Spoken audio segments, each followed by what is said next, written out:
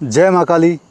मेरे YouTube channel तंत्र मंत्र और टोटके में आप सभी साधकों का स्वागत है। आज मैं आपको साधना के नियम बताऊंगा कि हम जब भी कोई साधना करते हैं तो उसके नियम क्या हैं, क्योंकि यदि हम नियम नहीं करेंगे तो वो साधना हमारी सफल नहीं हो पाएगी।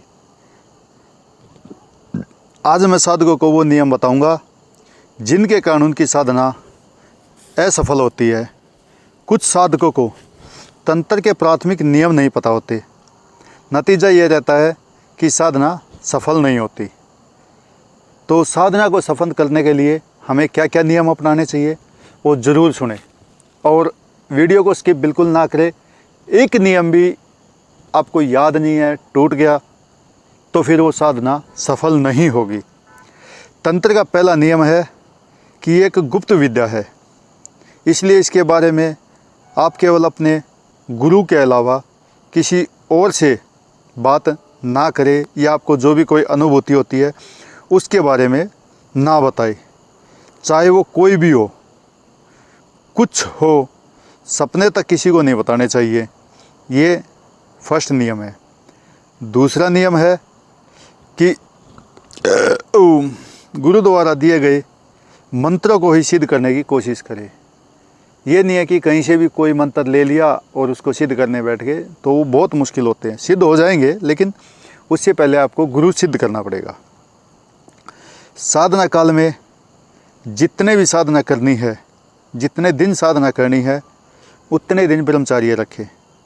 शारीरिक संबंध ना बनाएं, मानसिक ब्रह्मचार्य के टूटने की चिंता नहीं करें।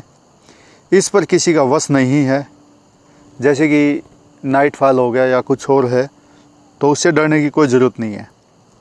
साधना के दौरान कमरे में पंखा कूलर न चलाए, ये तीव्र आवाज़ करते हैं जिनसे ध्यान भंग होता है, तो ध्यान लगाना बहुत ज़रूरी है। रूम ऐसा हो कि थोड़ा ठंडा हो, या आप एसी भी लगा सकते हैं, मतलब तेज़ चलेगा तो नहीं होगी साधना।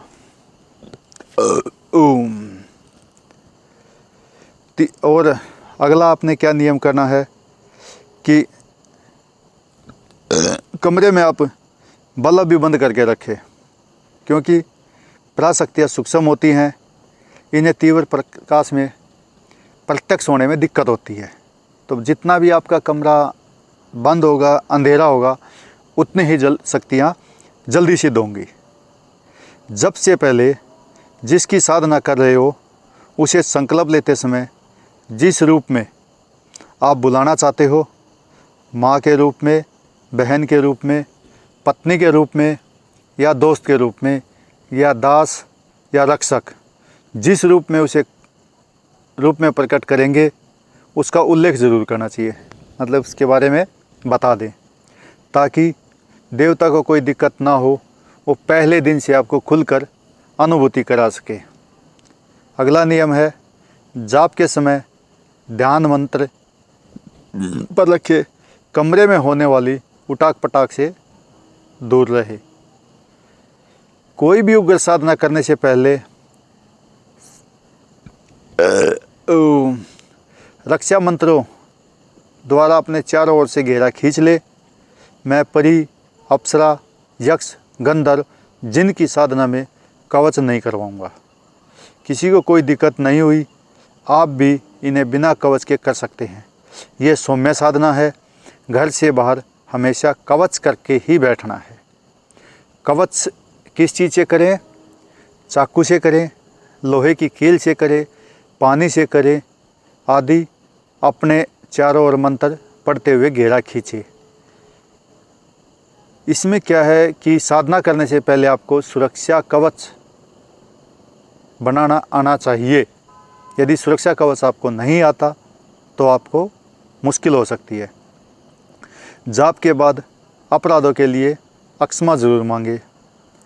जाप के बाद उठते समय 1 चम्मच पानी आसन के कोने के नीचे गिराकर उस पानी को माथे से अवश्य लगाए, इससे जाप सफल होता है। साधना के दौरान डरे बिल्कुल नहीं, शक्तियाँ डरावने रूप में आ सकती है। अप्सरा, यक्ष, यक्षिणी, परी, गंधर्व, विद्याधर जिन आदि के रूप में डरावने नहीं है। मनुष्य जैसे हैं आप इनकी साधना निर्भय होकर करें। अप्सरा हमेशा प्रेमिका के रूप में सिद्ध करें।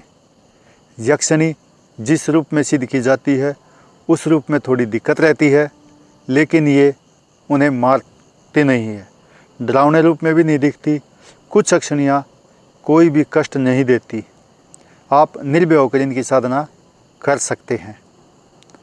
अगला है सबसे ज़रूरी बात, जो कि साधना सिद्ध होती है या सफल होती है तो पहले या दूसरे दिन प्रकृति में कुछ हलचल हो जाती है, यानी कुछ सुनाई देता है या कुछ दिखाई देता है या कुछ महसूस होता है। यदि ऐसा न हो तो साधना बंद कर दो, वो सफल नहीं होगी। लंबी साधना जैसे 40 दिन की या 60 दिन की वाली साधना में 7 दिन में अनुभूति होनी चाहिए।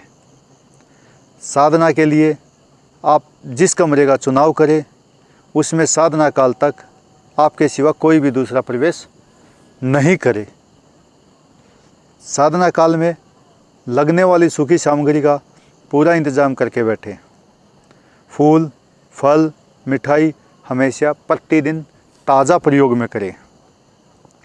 पूरी श्रद्धा, विश्वास, एकाग्रता से साधना करें, ये सफलता की कुंजी है। और भी बहुत सारे नियम हैं, तो यदि आपको और भी संक्षेप में नियम चाहिए तो मुझे कमेंट में बता दीजिए, मैं और एक वीडियो आपके लिए बना दूंगा। और यदि आप मेरे चैनल पे नए हैं तो चैनल को कृपया लाइक, सब्सक्राइब और कमेंट ज़रूर करें। जय माँ काली।